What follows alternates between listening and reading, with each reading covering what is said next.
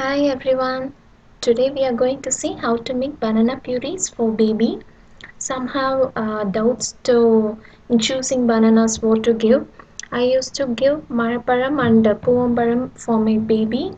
I don't know what it is called in English. If your baby has constipate problem means you can give puvambaram, which is a very good home remedy. And today I'm going to tell you two methods in preparing this. One using the mixie jar for grinding and other one is just mashing the banana. I have put the banana pieces. You can add while grinding the banana. I'm just grinding without any milk. And this is the puree. And the other one I'm just mashing this. Just mash and take out. And this is the mashed one. And this is I got mashed using the mixie.